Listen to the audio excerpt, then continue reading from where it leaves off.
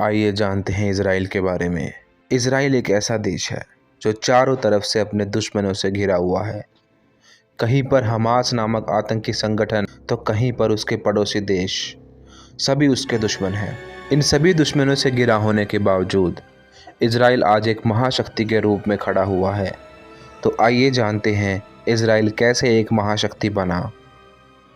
Israel दक्षिण पश्चिम Asia में स्थित एक देश है। यह दक्षिण पूर्व मध्य सागर के पूर्वी छोर पर स्थित है। इसकी उत्तर दिशा में लेबनान देश है, पूर्व में सीरिया और जॉर्डन देश है तथा इसके दक्षिण पश्चिम हिस्से में मिस्र आता है।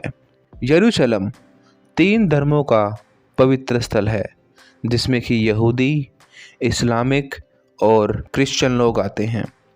यरूशलेम इज़राइल की राजधानी है, पर इसके अन्य महत्वपूर्ण शहरों में तेल अवीव का नाम आता है। तेल अवीव इज़राइल का सबसे प्रमुख शहर है। यहाँ की भाषा है हिब्रू, जो कि उर्दू की तरह ही दाएं से बाएं लिखी जाती है। सन 1948 से पहले इज़राइल नाम का कोई भी देश इस धरती पर मौजूद नहीं था, लेकिन एक दिन विश्व के भूगोल पर इस देश का नक्शा अस्तित्व में आया और देखते ही देखते ये सैन्य ताकत व तकनीक के मामले में दुनिया भर में अव्वल बन गया। जी हाँ, यहूदियों से भरा यह देश इज़राइल, जिसकी भाषा हिब्रू है, फ़िलिस्तीन का ही एक रूप है। पहले यह देश फ़िलिस्तीन हुआ करता था। तो चलिए इज़राइल के अस्तित्व में आने के पीछे की कहानी को समझें और देखें कि कैसे इज़राइल एक देश बना। 3 धर्मों का पवित्र स्थल है जेरूशलम, यहूदी, ईसाई और इस्लाम। ओल्ड टेस्टामेंट की अगर माने तो यहूदी जाति हज़रत इब्राहिम से शुरू होती है, जिसे इस्लाम में इब्राहिम और ईसाइयत में अब्राहम कहते हैं। यहूदियों के माने तो यह उनकी मातृभूमि है, ईसाइयों की माने तो यह ईसा की कर्म भूमि है। यहीं पर ईसा को सूली पर चढ़ाया गया था। यानी कि यरूशलेम को यहूदी अपनी मातृभूमि मानते हैं और ईसाई लोग अपनी कर्म भूमि मानते हैं।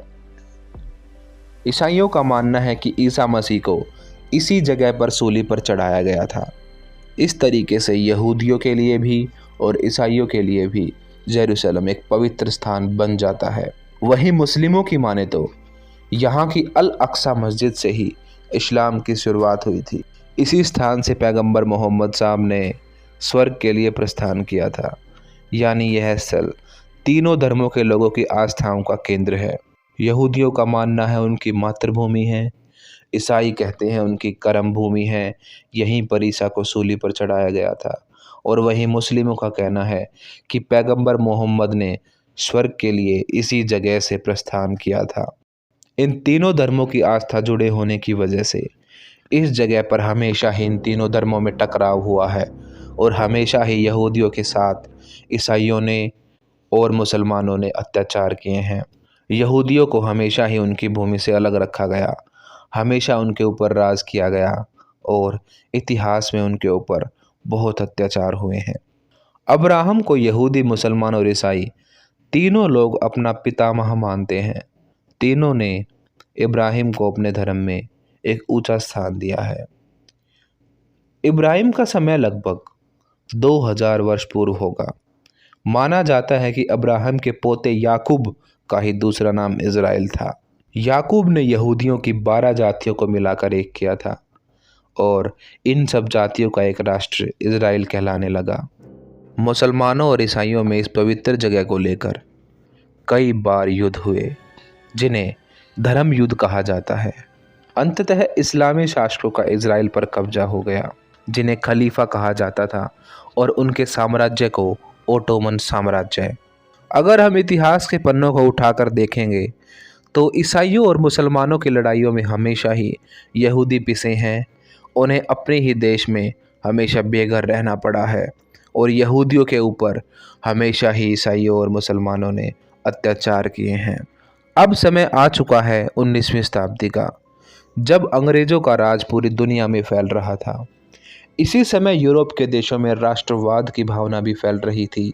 इटालियन लोग इटली राज्य की मांग कर रहे थे, तो जर्मन के लोग भी अपने एक अलग राज्य जर्मनी की मांग कर रहे थे। यहूदियों में भी अपने अस्तित्व और अपनी पहचान के लिए तीव्र भावनाएं उमड़ पड़ी। यहूदी लोग भी अब चाहते थे कि उनका भी एक अलग देश हो जहां वे चैन से रह सके, क्योंकि इतिहास में मुस्लिम शासकों ने उनके ऊपर जो जुल्म किए हैं वो अपने ही देश में हमेशा बेघर रहे थे। तो अब 19वीं शताब्दी में इज़राइल के लोग भी सोचने लगे थे कि उनका भी एक देश होना चाहिए। उनके मन में अपने पूर्वजों के देश इज़राइल को दोबारा से आबाद करने की भावना घर करने लगी थी, जहां पर फिलहाल ओटोमन राजाओं का शासन था। 19वीं सदी के मध्य से ही इज़राइल के रूप में यहूदी मातृभूमि की मांग करने लगे, यानी कि यहूदी लोगों ने ओटोमन साम्राज्य, जो कि एक मुस्लिम साम्राज्य था, उससे अपने लिए एक अलग देश की मांग की। ये समय था 19वीं शताब्दी का। इस समय यूरोप में हर जगह पर यहूदियों पर अत्याचार हो रहे थे।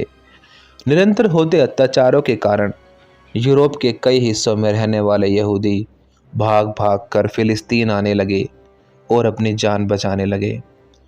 पूरी दुनिया में हमेशा ही यहूदियों पर अत्याचार हुए। यूरोप के लोगों ने यहूदियों को अपने वहाँ से भगाना शुरू कर दिया और उन पर खूब अत्याचार किए। वो लोग अपने लिए एक सुरक्षित स्थान ढूंढने की तलाश में दुनिया में इधर उधर भटकने लगे। यहूदी एक ऐसे देश की कल्पना कर रहे थे जहां दुनिया के तमाम देशों से आए हुए यहूदी चैन और अमन से रह सकें। इसीलिए उन्होंने फ़िलिस्तीन को चुना, क्योंकि फ़िलिस्तीन में ही वो शुरू से रहते आए थे। फ़िलिस्तीन में इस्लामी मान्यता के लोग बहुमत में थे, इसीलिए यहूदियों की और मुसलमानों की लड़ाई बहुत लंबे समय तक चली।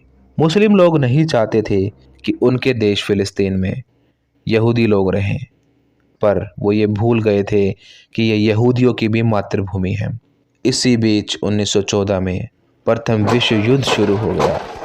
यही वह समय था जब यहूदियों को उनकी मातृभूमि मिलने की दिशा में एक टर्निंग पॉइंट आया। जिस तुर्की साम्राज्य का इज़राइल पर राज था, वो इस युद्ध में अंग्रेज़ों के खिलाफ खड़ा हो गया और उसने ब्रिटेन से दुश्मनी मोल ले ली, जो कि उस समय में सबसे बड़ी ताकत थी। इसी प्रथम विश्व युद्ध के समय ही तुर्की के शासकों ने, यानी कि फ़िलिस्तीन के मुस्लिम शासकों ने, फ़िलिस्तीन से उन सभी यहूदियों को खदेड़ना शुरू कर दिया जो कि रूस और यूरोप के देशों से आए थे। यूरोप में भी उन पर अत्याचार हुआ और जब वो फ़िलिस्तीन आए, वहाँ से भी उन लोगों को भगाया जाने लगा। इसी बीच सन 1917 में ब्रिटेन ने यहूदियों से वादा किया कि अगर वो युद्ध में जीतते हैं तो उसके बाद उन्हें एक अलग देश दिया जाएगा। उनसे कहा गया कि फ़िलिस्तीन में उन्हें उनकी मातृभूमि वापस लौटा दी जाएगी। यही वह समय था जब पोलैंड और पूर्वी यूरोप में यहूदियों के साथ अत्याचार हो रहे थे। यहूदी जान बचाकर फ़िलिस्तीन की तरफ भागने लगे। लाखों की संख्या में आए यहूदियों के कारण अरब और यहूदियों के बीच और भी संघर्ष बढ़ने लगे, दंगे होने लगे, कत्ले आम होने लगे। इसी बीच सन 1936 में एक ऐसी घटना घटी जिसने यहूदी अरबी संघर्ष को और अधिक तीव्र कर दिया। ब्रिटेन की फौज ने एक ऐसे धर्मगुरु की हत्या कर दी जो यहूदियों और ब्रिटेन के खिलाफ विरोध का झंडा लिए खड़ा था। इससे गुस्साए मुस्लिमों ने इस घटना के बाद विद्रोह कर दिया। अब यहूदी और अरबों का फ़िलिस्तीन पर कब्जे के लिए होने वाला संघर्ष भूमिगत सशस्त्र समूहों के हाथों में चला गया। लोगों ने हाथों में हथियार उठा लिए और एक दूसरे की जान के दुश्मन बन गए। इन संघर्षों में हजारों लोगों ने अपनी जान गंवाई। तो इस तरीके से फ़िलिस्तीन में यहूदी और मुस्लिमों के बीच संघर्ष शुरू हो गए, जिसका खामियाजा आज तक इज़राइल के लोग भुगत रहे हैं। अब समय बदल चुका था। ब्रिटेन पहले जैसी मजबूत शक्ति न रहा था। दूसरा, यहूदियों के संघर्ष में उसे खामखा जान माल की हानि हो रही थी। लगातार इन दंगों से परेशान होकर ब्रिटेन अब नहीं चाहता था कि वो फ़िलिस्तीन में रहे। वो चाहता था कि अब वो अपनी सेना को वापस बुला ले। ऐसा ही हुआ। 1945 आते आते ब्रिटेन फ़िलिस्तीन को छोड़कर वापस अपने देश जाने लगा। इसी बीच में यूनाइटेड नेशंस की स्थापना हो चुकी थी। 1945 में यूनाइटेड नेशंस बना और 29 नवंबर 1947 को यूनाइटेड नेशंस ने झगड़े की जटिलता को समझते हुए फ़िलिस्तीन के 2 हिस्से कर दिए। एक हिस्सा बना अरब राज्य और दूसरा हिस्सा बना यहूदी राज्य। अब बात आई जेरूसलम की। इजराइल की राजधानी जेरूसलम को किसको दिया जाए? इसे अरबियों में बांटा जाए या इसे यहूदियों में बांटा जाए? यूनाइटेड नेशंस ने इस पर फैसला लेते हुए इसे अंतर्राष्ट्रीय प्रबंधन के अंतर्गत रखने की घोषणा कर दी, यानी कि कुछ समय के लिए ना तो यहाँ पे इजराइल का राज होगा और ना ही अरबियों का। इस व्यवस्था के अंतर्गत जेरूसलम को कोपर स्पेक्ट्रम कहा गया, यानी जेरूसलम के ऊपर अंतर्राष्ट्रीय सरकार का प्रबंधन रहेगा। यहूदियों को यह प्रस्ताव स्वीकार्य था, लेकिन अरबों ने इसे मानने से मना कर दिया। इसीलिए यह विभाजन लागू नहीं किया जा सका, क्योंकि दोनों ही देशों की सीमाओं का निर्धारण बहुत ही जटिल कार्य था। यहूदियों को यह प्रस्ताव स्वीकार्य था, लेकिन अरबों ने इसे मानने से इनकार कर दिया और ये विभाजन लागू नहीं हो सका। दोनों देशों की सीमाओं का निर्धारण और विभाजन बहुत ही जटिल कार्य था। इस विभाजन में फ़िलिस्तीन के 70% अरब लोगों को 42% क्षेत्र ही मिला, जबकि यही लोग विभाजन से पहले 92% क्षेत्र पर काबिज थे। अतः अरबों को यह विभाजन किसी भी प्रकार से स्वीकार्य नहीं था। जिस देश में वो पहले एक बहुत बड़े हिस्से में थे, अब उन्हें एक छोटे से हिस्से में सिमट कर रहना पड़ा था। इसीलिए सभी अरबों ने इस बात का विरोध किया और इस चीज़ को आज तक वो लोग नहीं मानते। 1948 आते आते ब्रिटेन ने अपनी सेनाएं वापस बुला ली थी, जिससे अब फ़िलिस्तीन में यहूदी और अरबियों में खूनी टकराव शुरू हो गया था। मौका पाते ही यहूदियों ने इजराइल के रूप में एक अपना स्वतंत्र देश बनाया और अपनी आज़ादी की घोषणा कर दी। अब फ़िलिस्तीनी मुस्लिम संगठनों और इजरायली यहूदियों के बीच फ़िलिस्तीन के अधिकार को लेकर आज तक जंग जारी है। वहाँ पर इस वाले हिस्से को गाज़ा पट्टी कहा जाता है, जहाँ पर हमास नामक एक आतंकी संगठन है। ये हमास नामक आतंकी संगठन हमेशा ही इजराइल पर हमले करता रहता है, पर इजराइल हमेशा ही हमास को करारा जवाब देता रहता है।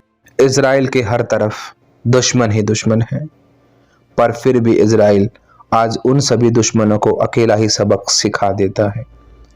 चारों तरफ से दुश्मनों से घिरा होने के बावजूद इजराइल ने अपने राष्ट्रवाद और विज्ञान और तकनीकी के दम पर अपने देश को आज इस लायक बनाया है कि उसे आज आप अपनी किताबों में महाशक्ति के रूप में पढ़ रहे हो। हमास ने इजराइल पर रॉकेट से हमला भी किया, लेकिन इजराइल की सेना आज अत्याधुनिक हथियारों से लैस है और देश के चारों ओर मिसाइल इंटरसेप्टर लगे हुए हैं। इससे इजराइल की ओर आने वाली कोई भी मिसाइल देश में घुसने से पहले ही तबाह कर दी जाती है। ये सिलसिला आज भी इसी प्रकार जारी है। अगर हम क्षेत्रफल की बात करें तो भारत के मणिपुर राज्य से भी छोटा है इजराइल। आबादी भी 85 लाख के आसपास है, लेकिन उसकी ताकत को इससे नहीं आंका जा सकता। तो आइए अब जानते हैं कि वो ऐसी क्या बातें हैं जो इजराइल को एक महाशक्ति बनाती हैं। सबसे पहली चीज उसके परमाणु हथियार। इजराइल के पास अनेकों परमाणु हथियार हैं। इजराइल ने कभी भी अपने परमाणु कार्यक्रमों की जानकारी साझा नहीं की है, इसलिए उसके पास कितने हथियार हैं इसका आकलन लगाना मुश्किल है। पर सूत्रों के हवाले से पूरी दुनिया को पता है कि आज इजराइल के पास बहुत बड़ी मात्रा में परमाणु हथियार हैं। उसकी ताकत का दूसरा राज है एंटी बैलिस्टिक मिसाइल सिस्टम। साल 2000 में इजरायली एयरफोर्स दुनिया की ऐसी पहली एयरफोर्स बनी जो किसी भी दुश्मन देश की मिसाइल को रास्ते में ही नष्ट करने की क्षमता रखती थी। अपनी साइंस और टेक्नोलॉजी के दम पे इजराइल आज हथियारों के मामले में दुनिया में सबसे आगे बढ़ रहा है। तीसरी बात, उसका रक्षा बजट। इजराइल अपने रक्षा बजट पर काफ़ी ध्यान देता है। 2016 में इजराइल ने $17.8 बिलियन रुपये अपने रक्षा बजट में खर्च किए थे, जो कि उसकी जीडीपी का 5.8% है। इतने बड़ी मात्रा में इजराइल अपने पैसे को केवल अपने रक्षा बजट में खर्च करता है। उसको ताकतवर बनाने वाली चौथी चीज़ है उसका अपना सैटेलाइट सिस्टम।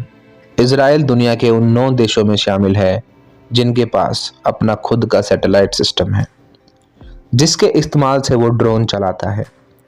इजराइल अपने सैटेलाइट सिस्टम किसी के साथ साझा नहीं करता और एक समय ऐसा था जब पूरी दुनिया में लगभग 60% ड्रोन केवल इजराइल ही सप्लाई करता था।